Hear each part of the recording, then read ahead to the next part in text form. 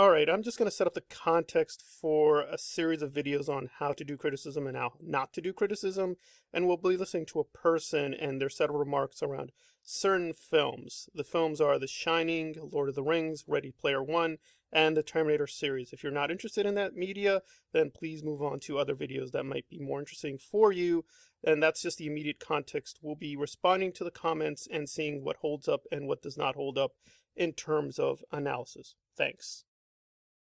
It is recognition or even a milestone for Aragorn's actions and his journey, and it is a supremely powerful relic in this world. But most narratively relevant, it offers command of a bolstering force for winning an impossible war for life in Middle-earth. And yet, perhaps most meaningful of all, it will facilitate the atonement of a significant past betrayal, reinforcing one of the many themes of the entire trilogy, man's capacity for redemption. The plot, the world, the characters, and the themes are all exploding in this moment. It pays off in essentially every foundational category for storytelling. Alright, let me be fair to the person. What they're doing is building up essentially a series of sword scenes with Aragorn. And that's his focus. When he says it, he means the sword, and how Aragorn as a character has been built up so his moment of triumph is very enjoyable for the audience. What's the best I can say about this? Well, and again, I want to be clear, I'm not being harsh, but I guess this is sort of cheeseburger analysis of Lord of the Rings even as an adaptation. Namely, well, Peter Jackson has staged a lot of action effectively, and so we feel that Aragorn earns, quote, the triumph against Sauron at the very end of the narrative. But why cheeseburgers? Well, he kind of gives it away by saying what Lord of the Rings is about is redemption. Well, I think if you know anything about Lord of the Rings, even at a semi-deep level in terms of the books, no, it's not about redemption. Quite the opposite. At the very end, the magic goes away, the era of Middle-earth is over. That's not the point. The point wasn't that they went on this adventure and redeemed everything. The point of the series is pretty simple. It's about man's capacity for corruption and how it's impossible to get beyond the corruption. The ring is a symbol of corruption.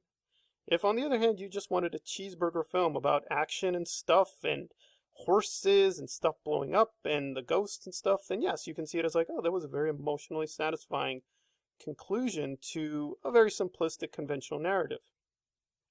So let's try to tackle this the other way around. Like, well, let's not look at it from a cheeseburger angle that, you know, the sword was very shiny, the scenes were very well done, and the special effects were competent, and therefore, yeah, let's give it a 9 out of 10. That's not the way to do criticism.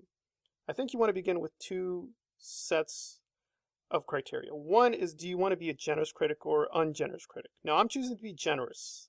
An ungenerous critic would just say, well, these aren't the books, this is Hollywood garbage, it's just a mass-marketed capitalist product, it's garbage. There's no reason to engage in it, and that is a criticism, and that is a form of criticism. John Simon was very notorious for not liking Star Wars and similar films for being just very big, market-oriented, big-budget monstrosities. But I want to be generous. I don't want to exclude, quote-unquote, Hollywood films from criticism. Yes, there is a difference between non-Hollywood films and Hollywood films, but be careful of just making that an essentialist distinction that, again, criticism, like filmmaking, is subjective, so it's really hard to tell objectively when we move from, quote-unquote, a popular to a less popular, more artistic way of doing filmmaking. However, even with generosity, you do have to make a decision to be critical, and that's another set of criteria right there. Is as weird as it sounds, being a critic requires you being critical. Now, Lord of the Rings as a film, undeniably by most people, the audience scores are insanely high. Most people like it. The ordinary person enjoys it.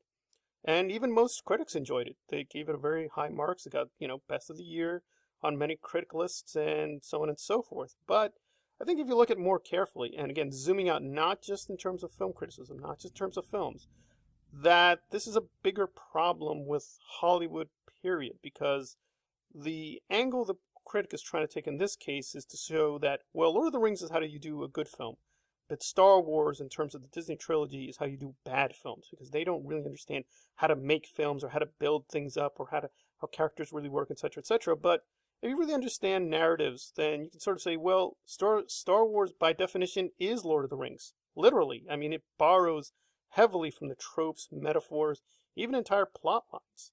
But again, fairness to Star Wars and George Lucas, this is no different from Robert Jordan in Wheel of Time. There's a lot of Star Wars there too. And if you look closely enough, there's a lot of Star Wars in A Song of Ice and Fire, right? What is the Azor Ahai prophecy, if not just the Jedi myth in a new form? I mean, literally, it has a magical sword, right? And that's what we have in Lord of the Rings, in both the film and, again, yes, in the book. But I think, again, this shows one of the weaknesses of the film, that there's not really much differentiation there. I mean, almost everyone seems to be very good at sword fighting. Even the hobbits, right? Gandalf can also swing a sword. So it just can't be the symbol of the sword unto itself. There has to be more that the narrative is doing to try to get us to the point of understanding what the film is about. But it never really does. It really just settles for very basic metaphors. And it is reducible to a very simple adventure story about a man with a sword. He rides a horse. Some other men, go off on another adventure, and the adventurers meet. And good triumphs over evil, and that's the end of the story. And that certainly is in Lord of the Rings, but there's much, much more in the subtext. So even when you replicate the plot almost entirely, as you do with Wheel of Time, it's not correct to say, well, this is just another capitalist product, blah, blah, blah, they're just ripping off Tolkien. I mean, you can say that, and Wheel of Time is very, very, very complicated to look at. But it's not enough to just say, well, there's a superficial issue here with the plot. It's not the plot. It's the perspective of the filmmaker. And I think with Peter Jackson, he just did want to make a good adventure story, an epic adventure story, and didn't really understand the books at a deeper level, or certainly not the films are indicating anything of that. And we won't even touch the Hobbits, which are even arguably worse than that. And at that level, yes, you can enjoy the adventure story as an adventure story. However, the critic has to make a distinction between quote-unquote conventional adventure stories and good narratives per se. And you can enjoy it at that level. It is a good adventure story, but it is not a great story because there's nothing really deep or thoughtful about this. I mean, Aragorn could be wielding a hammer. He could be wielding a machine gun. It really, really doesn't matter because the character only is, it's well done and it's well acted, but it's a very simplistic character. It doesn't move beyond a certain point. Again, cheeseburger analysis has its place, but it's not criticism. And the problem here, much more now with YouTube, is it's very hard to distinguish between the two because, for the most part, so-called critics are just cheerleading something or hating something. They just say if they like it, they don't like it. They don't provide really much reasons for it. And the reasoning here is pretty weak. Well, it was, built up very well. I enjoyed the moment. The sword is an obvious symbol, therefore it's a good film. But that's at the very least the beginning of criticism. It's not the real end point. We have to understand why the symbol works the way it does. Does it really make any sense? Does it really cohere with the rest of the narrative? Is it really about redemption, or is there something else that's going on? And if it is just about redemption, then how does this differentiate itself from any other narrative about redemption? Again, that's just begging the question, and the person never bothers to get further than the analysis at this very shallow level does. Alright, so this has been part 1 of how not to criticize film. And we're using Lord of the Rings to begin with this person, but they're going to start jumping into Terminator and other media like The Shining. Alright, this has been part